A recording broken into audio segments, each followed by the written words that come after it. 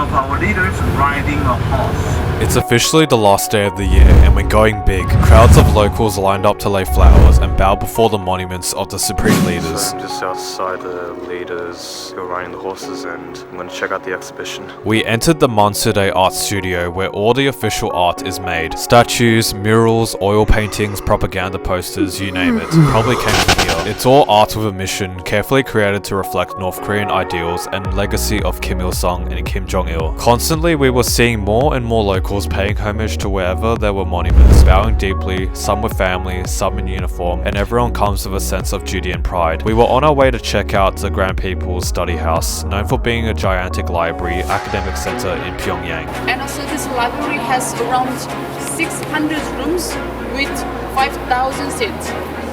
And this one is not only library but also correspondence university for the convenience of the readers. As we explored around the reading room, some of the guys ended up doing this.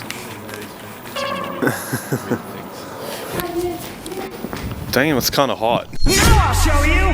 And up ahead was the same Pyongyang square that we were going to see tonight for the fireworks. It's all happening too fast, like a pretty surreal dream, not gonna lie. It's such a beautiful day and I can't believe it's New Year's Eve.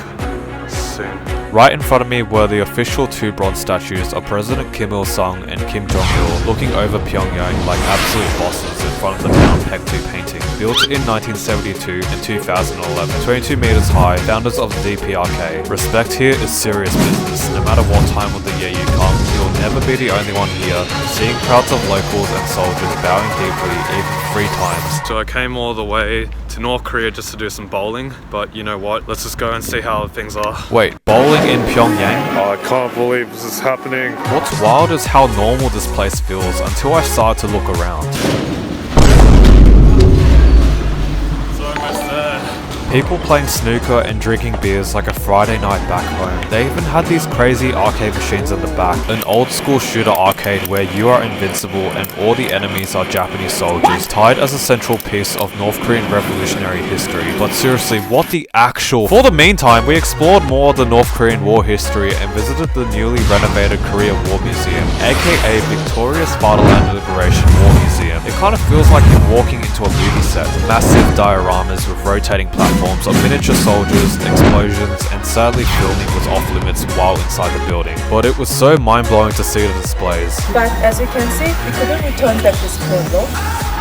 We even entered their most proudest possession, the USS Pueblo, captured by North Korea in 1968, which was a real-life US Navy spy ship, held captive and transformed into an exhibit. And I guess you're wondering, what's up with the conflict against the Japanese? We visited Kim Il-sung's birthplace, where he was born in 1912 at Mangyongdae. However, he and his family were under the Japanese colonial rule. He was seen as a hero resisting against the Japanese and founded the DPRK in 1948, and Kim Il-sung was chosen as the leader, rebuilding the nation from scratch after Korea split. But more on the history for another time.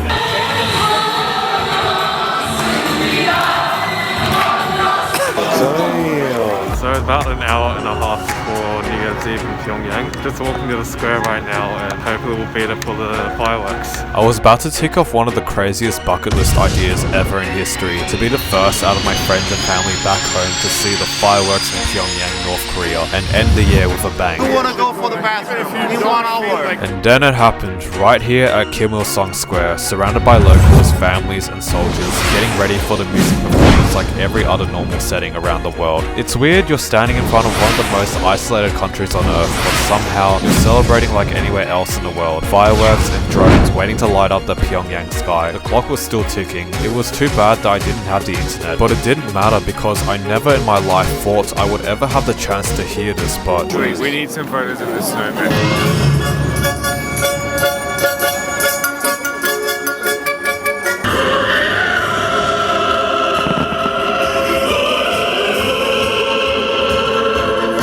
And that was how I celebrated New Year's Eve in Pyongyang. Here's to another year, and I have way much more to show you guys. The trip is only just halfway overdone.